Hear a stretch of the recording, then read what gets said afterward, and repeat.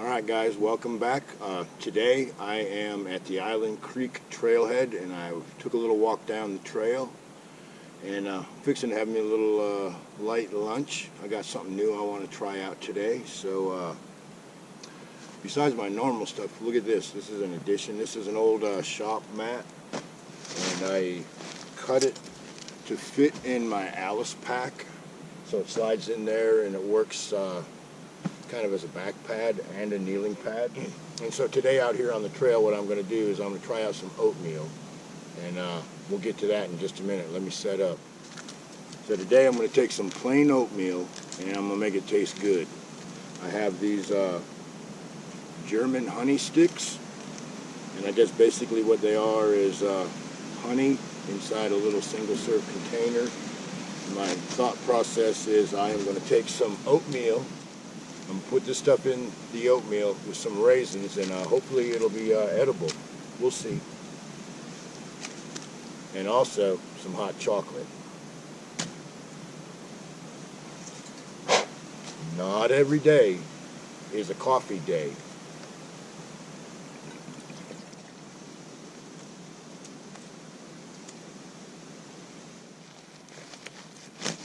So yeah, like I said earlier, in addition to my little ground cloth, I now have a kneeling pad, and it also goes inside my Alice pack, and it helps kind of give a little shape to it without actually putting a frame on it. But don't really want to bring a chair out on a hike, so I'm hoping that this here kneeling pad's going to work out. So far, it feels pretty good. So, and today I got, of course I got a first aid kit, canteen, and of course the canteen cup stove set up. In this IFAC I have food, which is hot chocolate, oatmeal, raisins, that sort of thing. These new honey sticks, I'm really hoping these things work out. I have a feeling they're going to taste really good. But yeah, I'm here at the Island Creek trailhead. It's just outside of Pollocksville.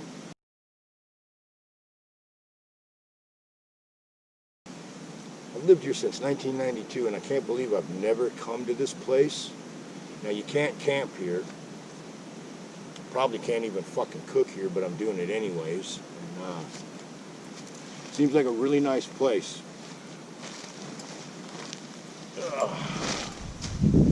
I didn't turn the camera on coming in. I'm just kind of snooping and pooping and scouting the place out. But right now what I see here is a great place to take a hike. And there's water here, so obviously there's fish. So I know definitely the next time I come here, I'm going to have to bring a fishing pole.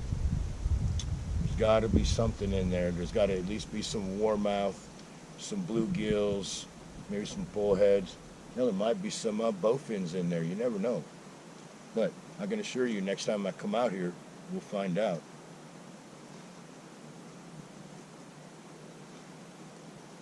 And yeah, I must say, I like the kneeling pad. It feels good to sit on the pad.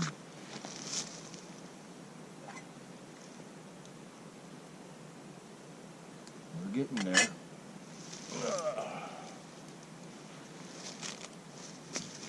Yeah, these are from a company in Germany, Brittensheimer or some weird shit like that. I'll post a picture of it when I edit this thing out. I'm thinking it's going to be good on cereal, should be good in teas, might be good in coffee too. I don't know. Going up against brown sugar, so we'll see how that works. Now, hopefully, I'm not going to bring back any horrible childhood memories for anybody by putting raisins in oatmeal. Can be pretty traumatic, I guess, as a kid. I don't know. I don't remember. It was so long ago. But oh shit! I can't believe this. I can't believe this just came back into my head. I was probably, well, I was old enough to remember, so I was probably 4 years old. My sister would have been about 3. And it was Easter, so this would have been like, you know, Easter 1964, maybe 1965. My mom and dad had gotten up and they'd done the Easter Bunny thing for us. They put the Easter Bunny basket out there and eggs around in the house and whatnot. And my mom, if you knew her, you would appreciate the story even more. My mom, you gotta love her. She came up with the bright idea of putting raisins from our baskets all the way out to the fucking door, right? So I get up in the morning and I see this, right? So I see the Easter baskets and the candy and all this shit, and I'm like, yippee, yippee, yippee, yay, the Easter Bunny came. And I look and I see these fucking raisins going over to the door, and I'm freaking out now. I'm like, oh my God, the Easter Bunny pooped all over the living room. So I run into my sister's bedroom, and I wake her up, and I'm like, Chris, get up. You gotta help me. We gotta clean the living room up. The Easter Bunny came, but he pooped all over the floor. And so I get her up, and we go out there, and we're like, we don't want to do this. We're thinking it's rabbit poop on the floor. And about the time we finally get up enough nerve to like start picking up rabbit raisins, my mom comes out and spills the beans and tells us she did that. But it was so funny because all I could think of was like, if me and my sister didn't get that cleaned up, then my mom would kill the Easter Bunny. And we could never have that happen now, could we? That would be a really bad day. So, yeah, I look back at that. That really was pretty funny to think that she thought it would be funny to do that. Well, me and my sister did not think it was very funny then. But, here I am, like, 56 years later, 55 years later, whatever. Yeah, it's funny as fuck. Anyways, let's get back to making something to eat here. All right, so. Oh, yeah, that looks nice and hot. So we'll do this. So, yeah, like I said, plain oatmeal is my last choice for oatmeal. I prefer ones like, with the spice and the apple in it and whatnot. But if these honey sticks can make regular oatmeal taste good, that'll be pretty dang awesome. Alright, so okie dokie.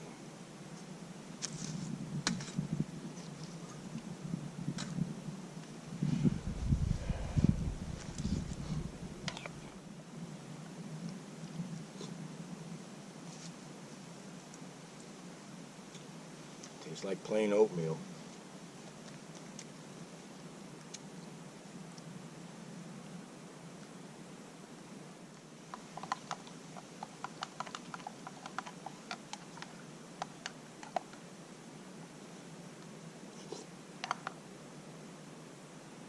Oh, way better. Way better. Don't really think it needs two.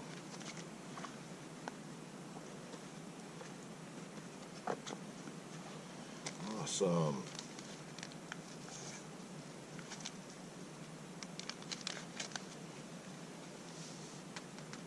And yeah, we're just going with some instant right now, but I did find something very interesting the other day. Mexican hot chocolate. Pretty interesting. I guess basically it's like old school hot chocolate, like back from like the colonial days and back in the olden days, where it's a piece of block chocolate. And from what I understand, there's, depending on what part of Mexico it comes from, depends on the local spices. There's going to be like cinnamon, there could be pepper in there, there could be all kinds of weird stuff. But from what I understand, you get this stuff in a chunk, and you get your water hot, and then you shave off what you need, and then stirring it just doesn't cut the mustard. There's a special tool. It's like a wooden ladle or something that's got some knots and holes and stuff, and you sit there and you spin it back and forth like you're trying to start a fire, and I guess it will froth it all up. So the next time I'm in the big city,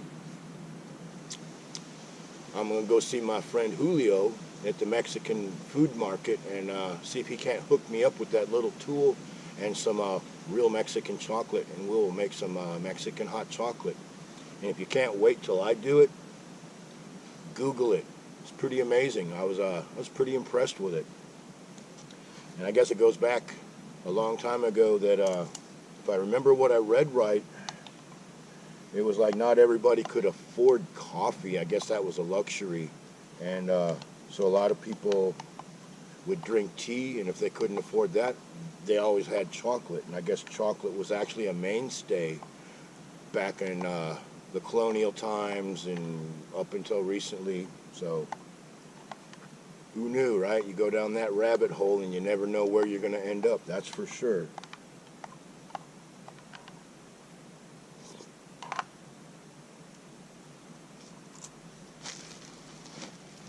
Ugh. Yeah, not bad.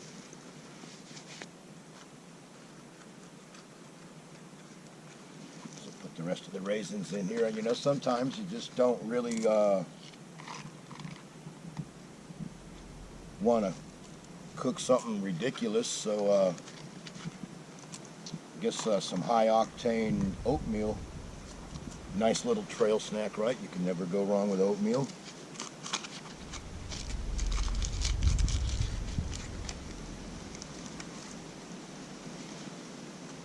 Ouch.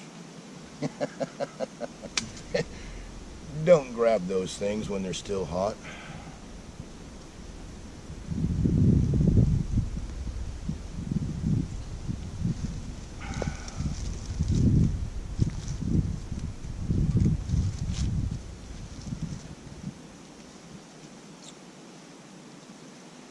And yeah, on the way out here was interesting. I stopped at the local Piggly Wiggly to get some oatmeal and raisins, because at the house all I had was some flavored oatmeal. And so I put everything on the bike, and I go to leave, and I hit the starter button, and I see this old guy. I mean, old to me, not just old to anyone that's young. I mean, old to me. This guy was like in his 80s. And I start up the bike, and I can see him. He's coming across the parking lot, and all of a sudden he's kind of got a little hop and a skip to his step. And he kind of, kind of dancing a little jig over to me, and I'm like, okay, I know where this is going. So I turned the motorcycle off, and he said, boy, that sure does sound nice. And I said, well, thank you. I said, I prefer a bike with semi-quiet pipes. And he says, yeah, he says, I had to give up riding. And I'm like, I'm sorry to hear that. I said, well, what about a sidecar? And he's like, no, I could never do something like that. And he tells me that he got vertigo, and that's why he can't ride anymore. And I said, yeah, I understand. I said, my plan, when I get to the point where I can't keep a motorcycle balanced real good, I'm going to get a sidecar, because I stopped riding tricycles when I was about 3 years old. And then we had a good laugh, and we got to talking, and he told me he'd been riding motorcycles since 1952, and he just recently, I think he said it was like 2 years ago or so, had to give it up. He says, I still have my motorcycle, and I'm like, oh boy, is this my chance? Is this the story that you read about in magazines and shit, right? And I said, really? He says, yeah. He says, I still have it. It's in the barn. And now I'm like, I'm starting to get a bike boner, right? And he looks at me and he says, yeah, it's all. He acted almost like he didn't want to say, because I'm thinking, oh man, please tell me you got an old Indian or a fucking Harley or some crazy shit in your barn, and all your kids hate you, and you need to give it to somebody. And he says, yeah, he says, I have a Honda. It's in my barn. And I'm like, oh, cool. I looked at him, I said, well, I got like 7 Hondas. I like Hondas just like I like Harleys. And so then, of course, we started talking some more. He was telling me that his son rides the bike for him now, and blah, blah, blah, blah, blah. But he was telling me that I made his day by just being there at the right time, at the right place, and starting up my motorcycle. That's all I had to do to make that guy's day, was start my motorcycle, turn it off, and talk to him for a couple of minutes. It was a good deal. And then,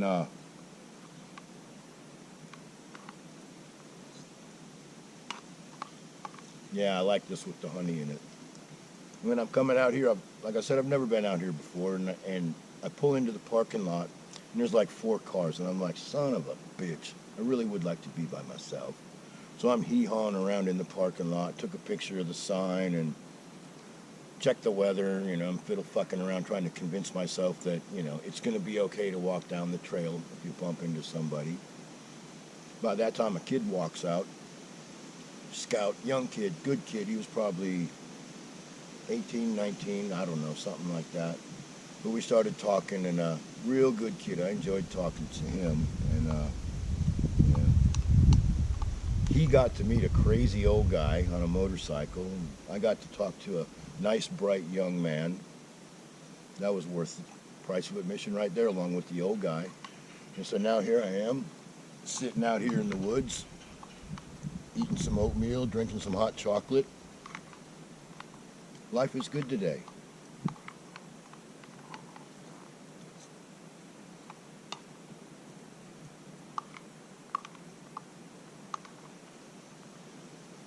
And like I said, the next time I come out here, I'm definitely going to at least bring my walking stick cane pole out here. I mean, I can just feel the vibrations of the fish swimming through the river. Well, river. Actually, it's a creek. And I don't even know what creek it is. I'm going to have to look it up when I get back to the house. But yeah, I can see where I could come out here the right time of the year, right time of day, and I could probably get some really nice pictures out here.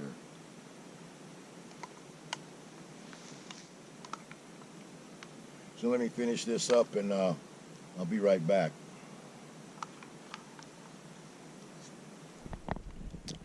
Alright guys, I was going to use a selfie stick. I've had one ever since I've had this camera, but I've never used it. And I couldn't get it to sit on the little stick right. I need a washer to shim it up. So what I'm going to try to do here is I got this little like snake accordion type little dinky tripod. And I'm holding it in my hand, and I'm going to try to walk down the trail. Occasionally look at the camera and point the camera around like everyone else does. All right, so here we are, back on the main trail. We've had a lot of water. We've had a lot of rain, so this here creek is high, but I can just hear the fish out there just whispering to me.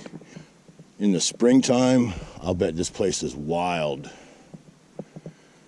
Summertime might be a little hot, a little snaky, but late winter, early spring, I bet this place is nice. Shame you can't go camping out here. But of course, if you could go camping out here, this place wouldn't look like this now, would it? Of course it wouldn't. There'd be garbage and trash everywhere. Yeah, look at that. You cannot tell me that there's no fish in this little creek. I know there is.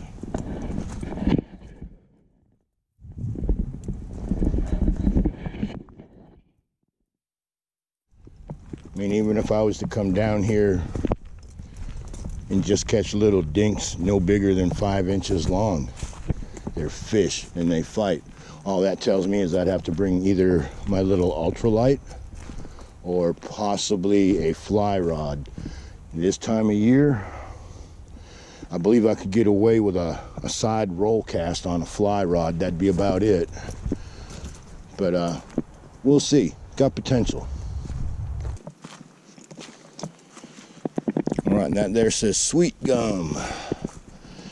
So that right there, for those of you that don't know, is a sweet gum tree. And he's a pretty big one too. And if you've never had a wood burning stove in your house and you're considering it, and someone says, oh man, I got a bunch of sweet gum trees on my property, you're more than welcome to come cut them down for firewood if you want. Now, gum wood burns good, but if you do not cut it and split it when it's green, you'll never get it split.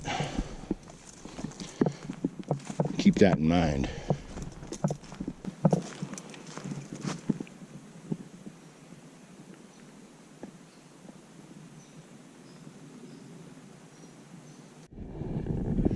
There's another big tree.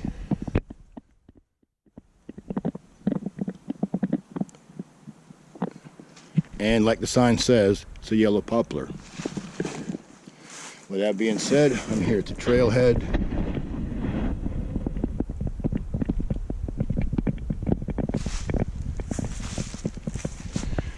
And there is a garbage container over there. Don't forget that if you come out here.